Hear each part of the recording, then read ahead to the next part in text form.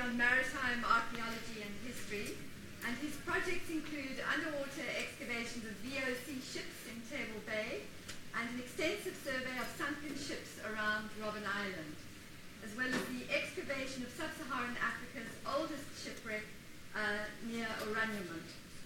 He is the discoverer of the world's oldest artifacts from under the sea. Werz has lectured and published widely. He's a member of the Royal Society of South Africa and a fellow of the Society of Antiquaries of London. He is currently research cooperator for the Department of Historical and Heritage Studies at the University of Pretoria and CEO of the African Institute for Marine and Underwater Research, Exploration and Education, AMUR. So please welcome Dr. Bruno Werz. Thank you very much.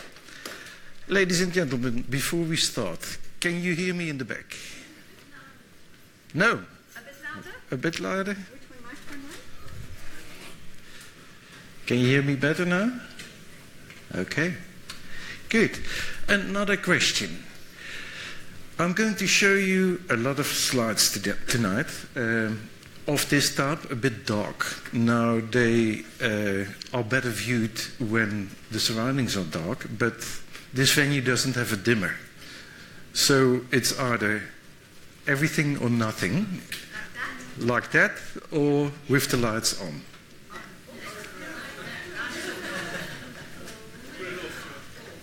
Put it off? Okay, if I hear a scream, then I'll put them on again. Okay, lights off then, please. Well, a very warm welcome to you. And in the introduction, the music you heard was by Jan Pieterszoon Sweelinck, a very famous Dutch composer of the 17th century. And you were looking at this painting, which arguably is the most well-known painting of the 17th century. The 2nd District Military Company of Amsterdam, under the command of Frans Bonning-Kok, but also better known as the Night Watch. Now, I thought this very appropriate to start this series of lectures on the history of Haarlem, because the title of our first lecture is The Dutch Golden Century.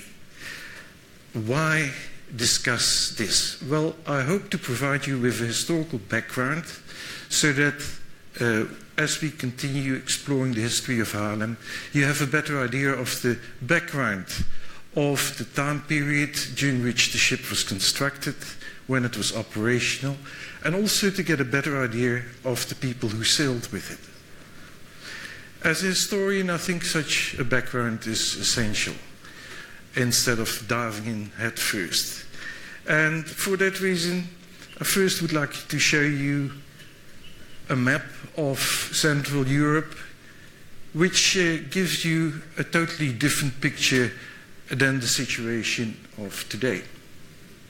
I'm going to focus on northwestern Europe, the Netherlands, as we know it, and Germany, with the adjacent Baltic states.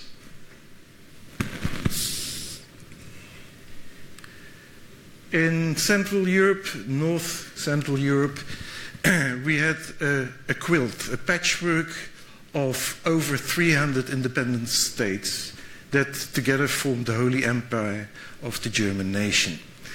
And you must imagine these independent states of a minute format. And remember all the fairy tales from the Grimm brothers, like there was once a castle and a beautiful princess, or there was a king. Well, I think Germany, as it was at the time, stimulated these fairy tales, because indeed, over 300 independent states, small kingdoms, bishoprics, dukedoms, all into one general German nation. Now, why do I focus a little bit on Germany? Because the Dutch East India Company employed a lot of people from Germany, for the simple reason that there were not enough Dutchmen to serve in the company and also in the Dutch Navy. Now, Germany was next door to the Dutch Republic, as it was known at the time. And at the time, the area was suffering from the 30 Years' War. 30 Years' War was a devastating war that caused a lot of bloodshed, murder, mayhem, but also poverty and other negative factors. And as a result of that, a lot of Germans, especially young Germans, wanted to leave. And what better opportunity than to find employment next door in the Netherlands in the services of the Dutch East and West India companies. And that is the reason why we had a tremendous influx of people from Germany, but also from the Baltic states. Now, parallel to the 30 Years' War, that started in 1618 and ended in 1648, there was another war raging, and that was the 80 Years' War. And the 80 Years' War was fought between Spain, at the time King Philip II, and the Dutch Republic. And this war started because of religious dissent. There was a strong revival, not a revival, a strong surge of Protestantism in the Netherlands at the time. There was discontent with the Catholic faith, but also discontent with the Spanish rulers. Philip II had inherited the Netherlands from his father, Charles V. And under Charles V, everybody was relatively happy. There was no reason for revolt or for dissatisfaction. But Philip II was a totally different person. He was very conservative, very inflexible, and his state of mind was also not what it should have been, because he suffered from syphilis. Now, this Philip II was a religious zealot and tried to protect the Roman Catholic faith, and he did so with hard measures. But besides that, he also increased taxes, which for a Dutchman is unacceptable, and that was a second and a very important reason for a revolt, the Dutch revolt against Spain. And this Dutch revolt, 1568-1648, also the 80 Years' War, was started under the leadership of William I of Orange. And William I amassed a group of noblemen around him and led the resistance against Philip II. Now, originally, everything went relatively smooth in the way that they tried to negotiate. But then Protestantism became increased tremendously, and a lot of Dutch people were attracted to it. So they changed the religion. They broke into Catholic churches, destroyed figures of saints, and changed the interior into a Protestant church. And this, of course, was not to the liking of Philip II. And he sent one of his generals to the Netherlands to make an end to bring an end to this. And this was the Duke of Alva. And Alva introduced a reign of terror. He arrested noblemen, people in the circle of William of Orange, and two of those, the Counts of Egmont and Hoorn, were executed by him to set an example.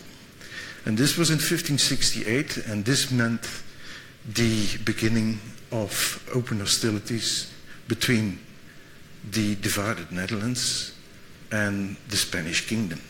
And here you see a picture of that execution in the marketplace, the main marketplace in Brussels, nowadays Belgium.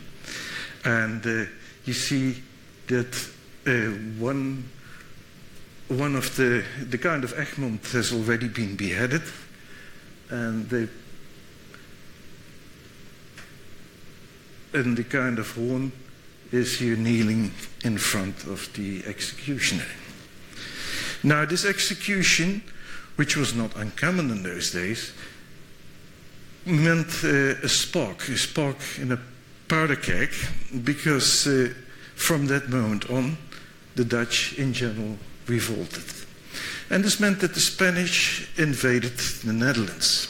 The Netherlands at the time were very divided, consisted of 7 independent territories, and they all resisted the Spanish influence.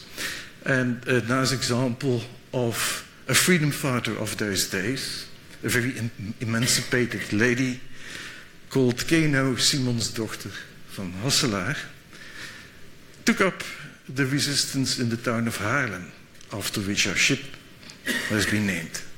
And Keno was very successful. Of course, she and her troops were very successful in battling the Spaniards, but unfortunately the town council decided to buy off the Spaniards. They gave them a lump sum of money, and they were left alone. And unfortunately, dear Keno was executed. Another example of resistance was the town of Breda, which also had a very strategic position. It was occupied by Spanish troops, and through a military action based on the story of the Trojan horse, a group of Dutch military invaded the town of Breda.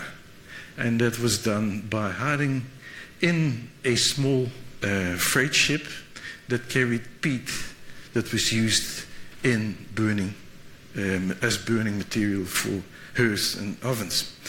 So the soldiers climbed out from underneath the peat and stormed the town that was restored to the Dutch Republic.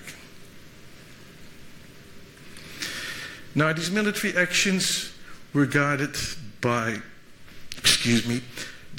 the family of Orange. We already saw William of Orange. Well, his son, Prince Maurits, and you can see him here in the center. Prince Maurits was a military genius, and under his leadership, a lot of those towns that were occupied by the Spaniards were recaptured. You see him here in The Hague.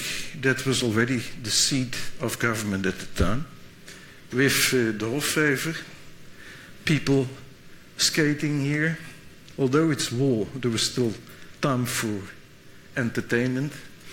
And just as a point of interest, these buildings still exist, and this little turret here is nowadays the office of the Prime Minister.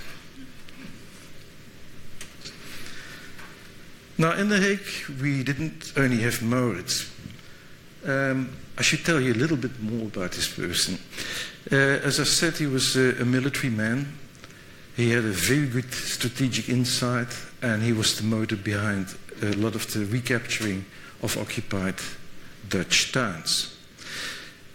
He was also the inventor of what is called in the military exposition, because he was leading troops, very badly organized troops with hardly any training, made up from different nations, and this is where the Germans come in again. But to unite those troops, to make them do what needed to be done, they had to be kept under control. And that's why he introduced the exposition, which is normal nowadays amongst all armies and navies in the world. One of the greater Dutch inventions. Maurits was also known as the Brazilian, because at the time the Dutch West India Company had a strong influence and a strong desire to get more influence in South America. And as a result of that, Brazil was captured, and during the reign of Maurits, a lot of produce from Brazil was imported, which contributed tremendously to the Dutch economy.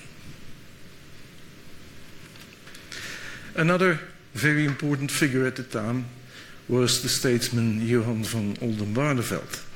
And he and Prince Maurits became enemies. Maurits was a very forceful, very aggressive and dominant person.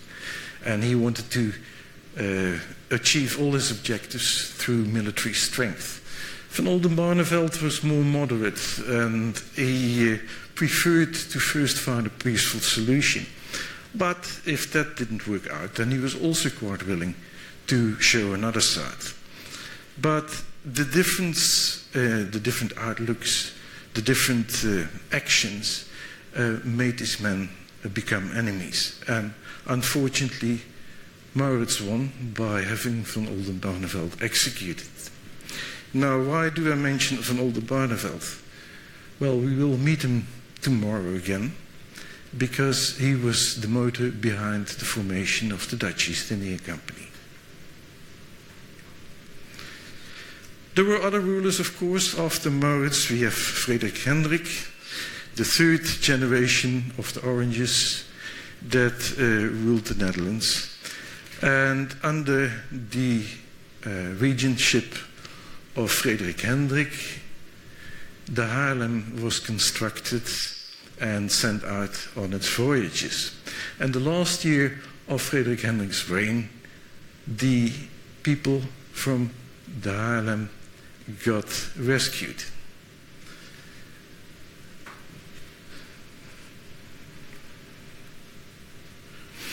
Now, we were still discussing the 80 Years' War, the Dutch Revolt, and 1648, the Peace Treaty of Munster was signed and ratified. And this meant the end to the 80 Years' War. And suddenly a period of prosperity broke on. And this peace was so important because parallel to signing the treaty that finished the 80 Years' War, also the 30 Years' War came to an end. And this restored peace in Europe, at least to a great extent. Here you see a picture of the peace negotiations, and from the moment that the treaty was signed, the Dutch Republic was acknowledged and appeared as the total victor in this conflict that left Spain penniless. Now, I've sketched a very general picture of this period, and of course there's much more related to it. But maybe you now have an idea of how Central Europe looked like. 1648, a lot of the countryside was completely in ruins. Harvests were unsuccessful. There were epidemics. There was hunger. A lot of people had been murdered. A lot of towns had been torched. So it was misery all over. And you can imagine that in an atmosphere like that, a young man doesn't know what to do. Maybe half his family has been murdered or died because of a disease. He has had a bad schooling, maybe not employment, doesn't know what to do, but then hears about these incredible riches in the neighboring country, the Dutch Republic. So he hears that the Dutch East India Company looks for young men to serve in their standing army and to serve on board their fleet. So what does a young man do? He decides to move to the Netherlands. And now let's follow one of those on his trip. Having left Germany, he came across the Dutch border. And at the time, the Dutch border was non-existent. It was a natural, what should I say, barren territory in the northern parts, just marshes, heather fields, miles and miles of land unoccupied. In the south, the country was protected by the great rivers like the Rhine and the Meuse.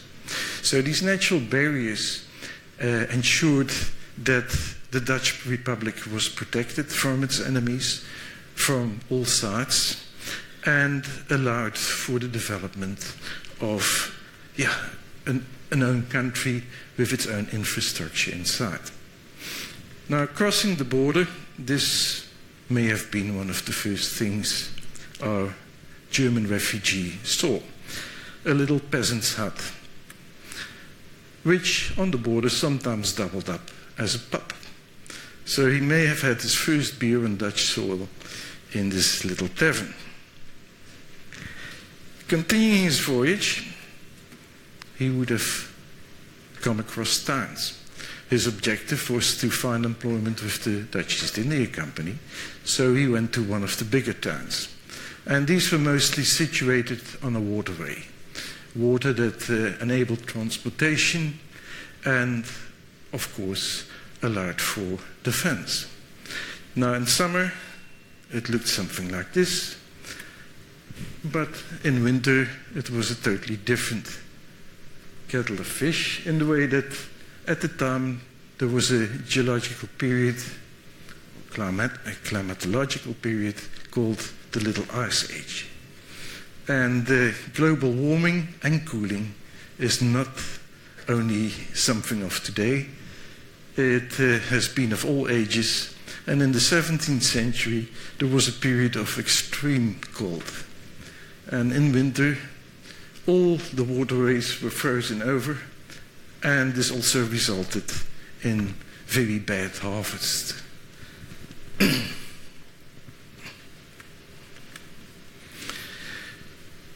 Entering town, depending if it was a bigger city, then this would have been a view that he could expect. In this case, Amsterdam, one of the Herengracht actually, in the center of town, with the houses of wealthy merchants and burghers along the canal. These houses often doubled up as storehouses as well. And it was here that the riches from the east and from the west were kept. Now, as I already indicated to you before, the Dutch Republic at the time became very wealthy, especially once the peace treaty of Münster was signed. This opened the door for a lot of commerce and trade. And that was also signified in the architecture. And this is an example, the Royal Palace on the Dam in Amsterdam, that doubled up as municipal offices and jail as well. Now, of course, compared to other nations like France and England, the Dutch were still very modest, but in a Central European context, this showed considerable wealth. Now, a young man, impressed by what he sees, continues and enters a church, because being a German, having fled his country, going to the Netherlands, he must have been Protestant, because in the northern Netherlands, Catholics were not so much tolerated, at least not openly. So he must have visited the Protestant church, an ex-Catholic church that had been redecorated, so to say.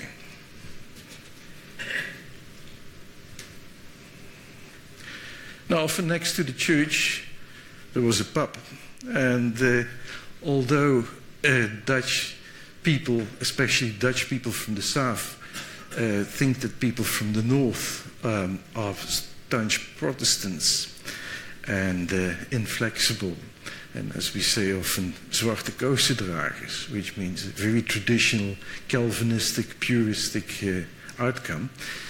The 17th century Dutchman was not at all that rigid and could entertain and enjoy, as you can see from another tavern scene, whereby the people are enjoying their drink They're playing trick-track, enjoying the smoke, and groping the landlady. Now, a Dutch city made quite an impression on foreign visitors, and there are various reports that indicate that. And one of the top virtues that they mention is the cleanliness.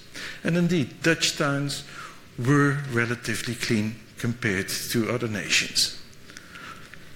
A Dutch town, a typical Dutch city, had a waterway running through its center, roads on either side, and on the verge of that, houses. And here you see quite a typical Dutch house with what is called a klokgevel. And this picture is quite, how should I say, normal. And some of you may recognize this because this architecture was quite common and still has been preserved quite a lot. A Dutch house in general was quite narrow, reason being that taxes increased the more wide the house became. So on the street side they were quite narrow, but then going to the back very deep, sometimes 60 meters or more, with a little garden at the back. Now, a Dutch house was the pride of its owner, and during summer, when the climate was nice, a lot of life played itself out outside. And the stoep, which is also a very familiar expression in Afrikaans, was in front of the house and was the place where family would sit on a summer's evening and watch traffic go by. In this case, the burgomaster of Delft and his little daughter, and he's answering or communicating with some of his citizens, like the poor woman with a child who is begging for an almond. Indoors, there was a voorhuis that was often used to trade, and in this case, we have a workshop here, a tailor's workshop.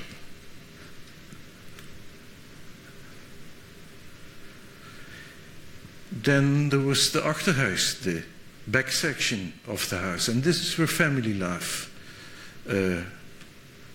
happened.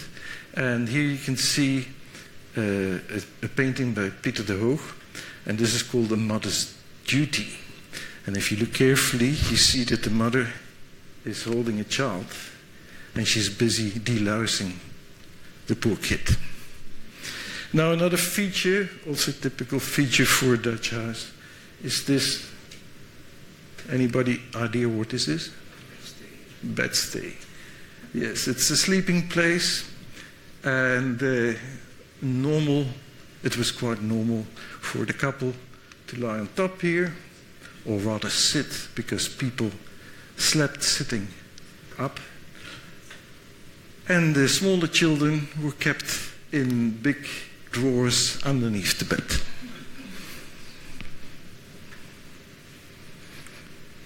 Another picture of an achterhuis. Again, a mother and a child.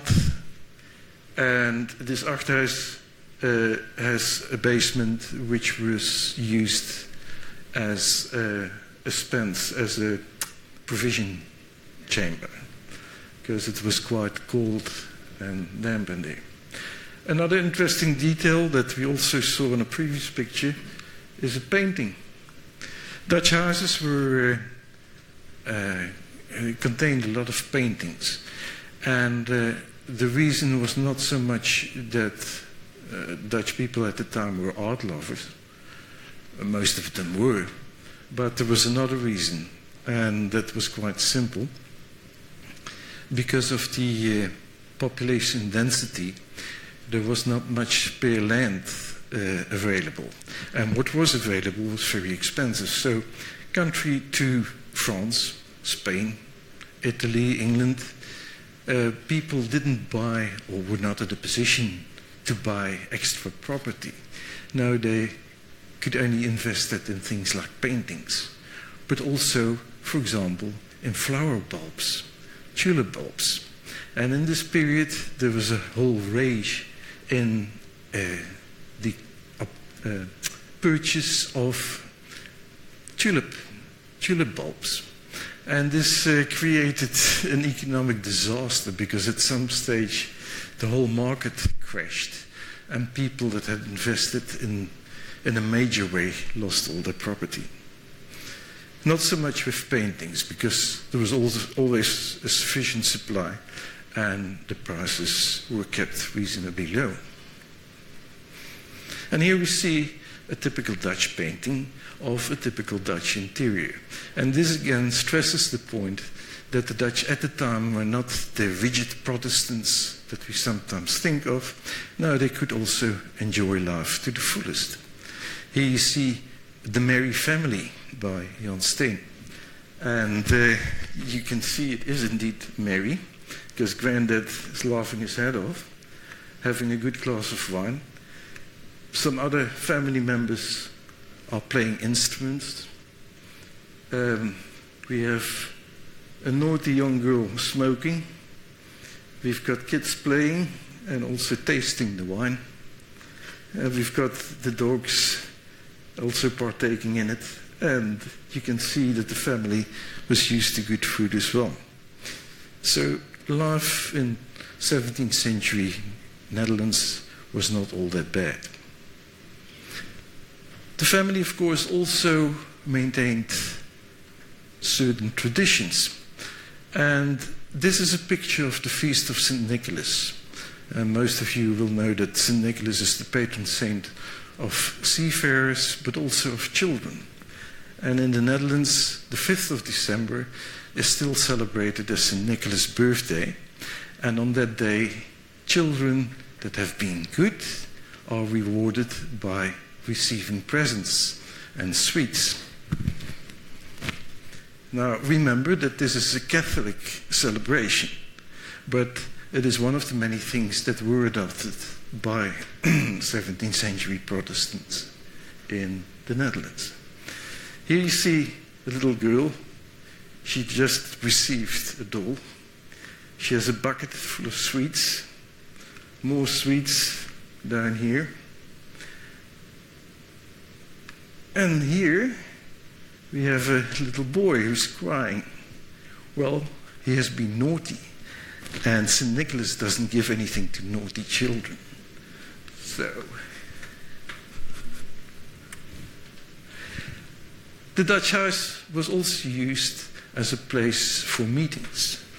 And well-off Dutch burghers, but also lower-class burghers, often were members of all kinds of societies, be it the local militia, a guild, a professional community, whereby during which prices and quality of cloth, for example, in this case, were discussed. Religious meetings also took place, but also meetings from the board of governors of orphanages or houses for widows. Social welfare was also on top of the agenda, and also a characteristic of the Netherlands. And then, of course, the house was used as a place of refuge and a place of prayer. Now, I hope that this gives you a bit of an impression of the background from which a lot of people originated. Now, let's go and have a look at some of the people that are important in our story, or in general important in Dutch history.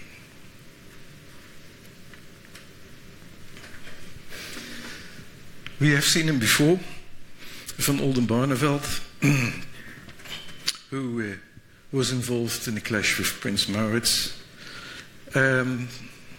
He was one of the most famous Dutch statesman ever.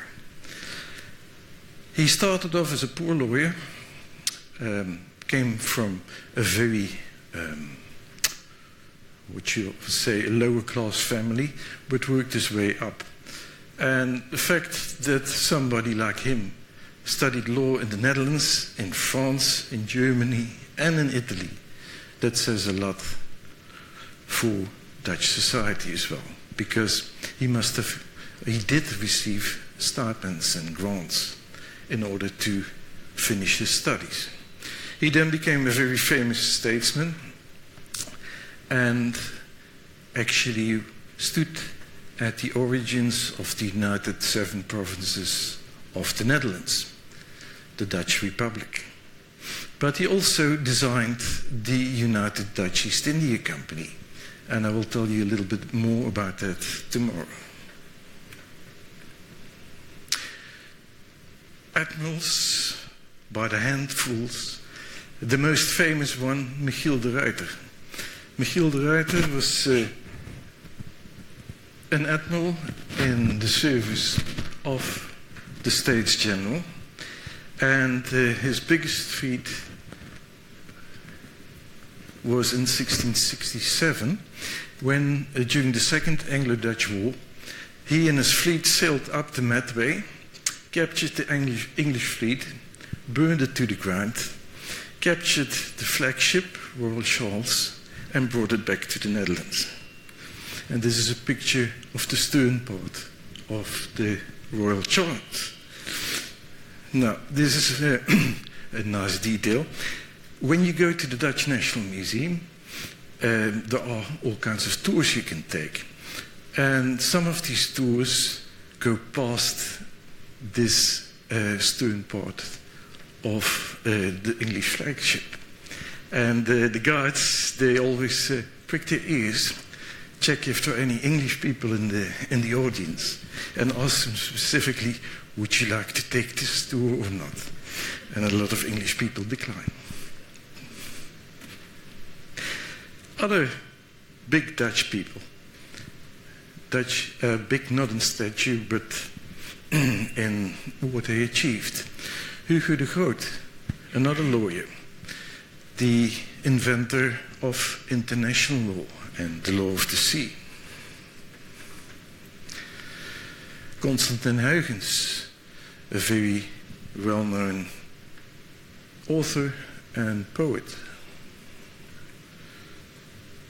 Anthony van Leeuwenhoek, who invented the microscope and with his studies became the father of microbiology. Leegwater, Jan Antonis' zoon Leegwater, a hydraulic engineer who designed a system to drain marshes and shallow lakes to create new land, which was of course very important because it added to the agriculture of the country, but it also allowed for the expansion of cities. And realized that 1/3 of the present Netherlands is below sea level, then that indicates how important the work of Mr. Leegwater has been. And of course, artists, painters like Rembrandt and Jan Steen. And we saw a lot of those paintings from Jan Steen, especially the comical ones. So, what was this golden age?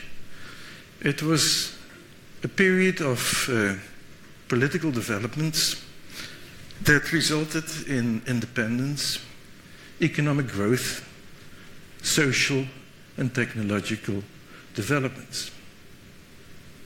In many ways, the Republic thrived. And one of the many results of this was expansionism. Expansionism overseas that contributed even more to wealth. A term was invented in those days called Hollands welvaart. And Hollands welvaart was based on all these different facets on all these different developments. And here you see a picture of a fleet returning from the east. A fleet with cargoes, in those days incredibly rich cargoes of spices, of textiles, of porcelains, of precious metal. And this formed one of the pillars of Dutch economy. So Holland's welvaart was based partly on its maritime traffic. But there was more than that. Now, Holland's welvaart has also been symbolized often as a voluptuous woman, young woman. But I think this picture might also represent Holland's welvaart. This is a picture of the son of a very well-known burgomaster of Amsterdam, who was also a director of the East India Company. And it is about this company that I'm going to tell you a bit more tomorrow. Thank you very much.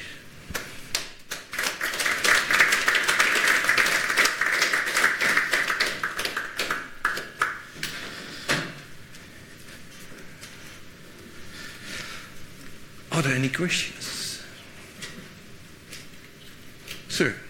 In the brochure, description of your course, Haarlem is spelled H-A-A-R-L-E-M, but my memory serves me correct that the ship was actually spelled H-A-E-R-L-E-M, which was the old spelling, and you got that also in your illustration of the Holland, of the draining of the Haarlem Severe, that's all H-E-R, H-A-E-R. Yes, that is correct. The AE is Old Dutch spelling. Yes, and that's what the ship, where the ship spelled. And in the old documents it is spelled as HE, but in modern Dutch spelling it's double A. That is true of the town of Haarlem, but the ship was actually called H-A-E-R. No, also in modern spelling it is double A. There are other ships in those days, in the 17th century. One was Elephant in Dutch. 17th century Dutch spelled E-L-I-P-H-A-N-D-T. And in the modern Dutch, Olifant, O-L-I-F-A-N-T. So, depending on if I write an article, or when I write an article, and I use the modern Dutch spelling, then I use the modern spelling of the names of the ships as well. But in the historical context, what it says in the historical sources, that is maintained as such. Does that answer your question? So, Was there somebody going from Germany, which of course had been ruined by the 30 Years' War, to seek service with the Dutch in the company? But was there a clear distinction between Germany and the United Provinces? I seem to remember that you had a Bruno Werz called the Duitse town, and you had a Dane Duitse Kerk. And the Dutch seem to have regarded themselves as a sub-branch of the German family.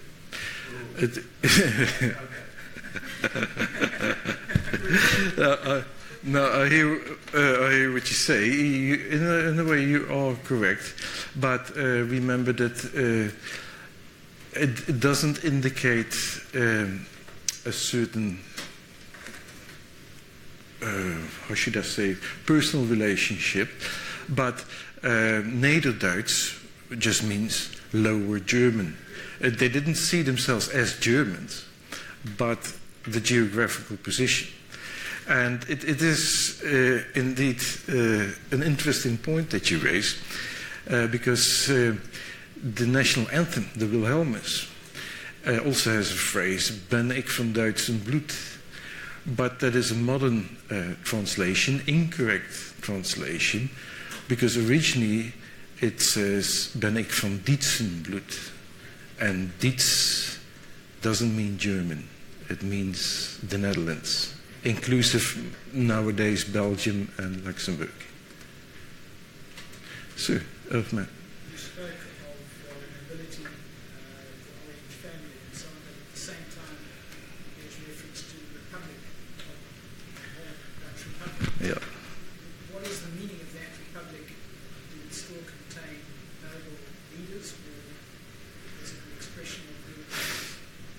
A very good question.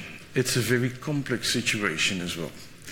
The Netherlands, at the beginning of the 80 Years' War, was still an area in which relatively independent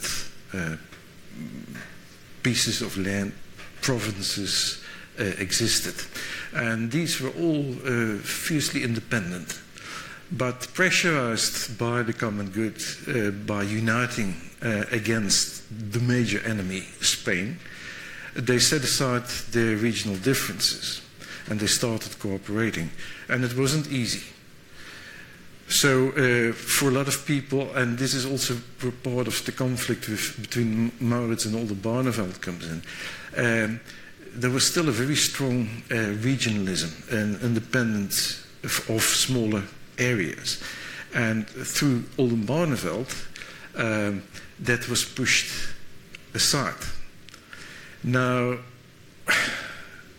the Dutch Republic at the time was an amalgamation of 7 of these independent territories, the 7 provinces. And it was a republic because it had a parliament as its organizing structure or body. But the Princes of Orange maintained a very strong influence, and they were like regents. So they existed next to Parliament, and there was a continuous power play between the two. The Raadspensionaris van Oldenbarneveld was on the side of Parliament. And so, how should I say? Nobody could win. There was like quite a balance of power. But in the end, the role of the stadhouder was reduced. So the Princes of Orange's role was reduced. And nowadays, we have a king again, a king of Orange, but he has no say in the politics of the country. So, does that answer your question?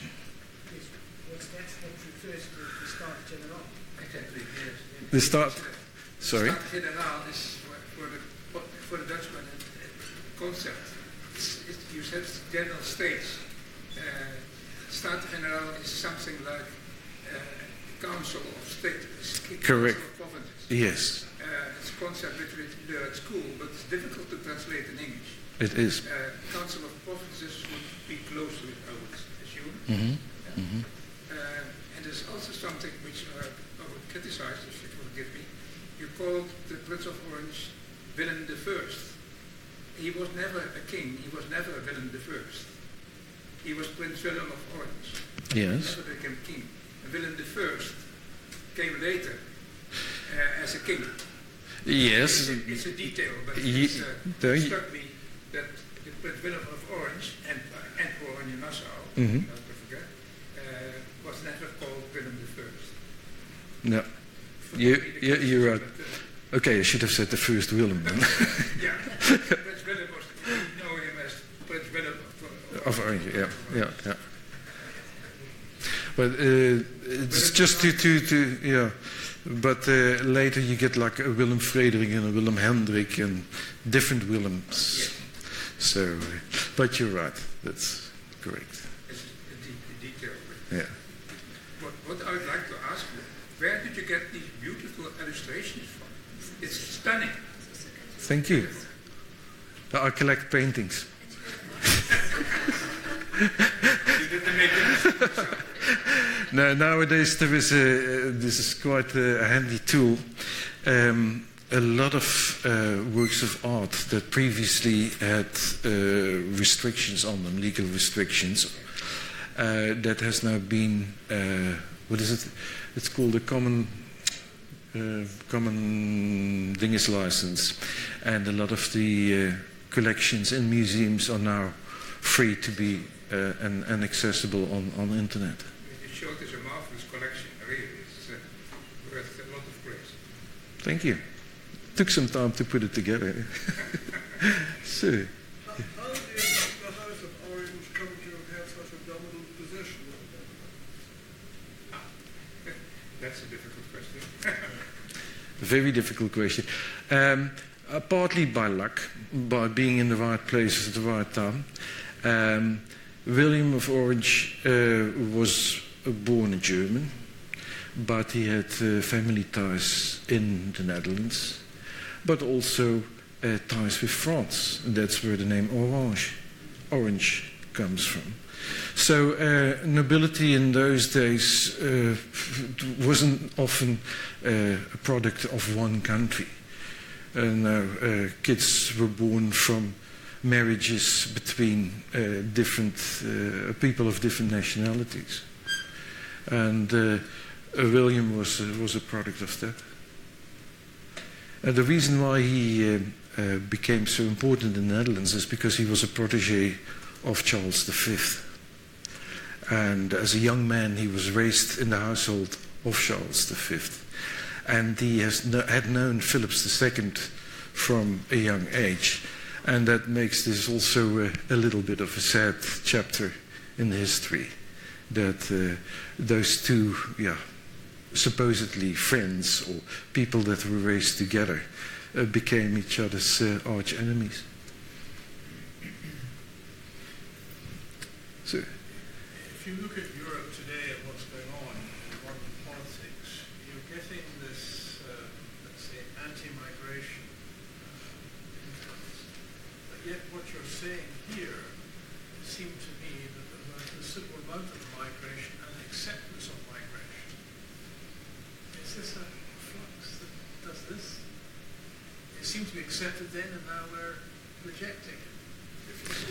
I'm very interested in your comment. I think it depends on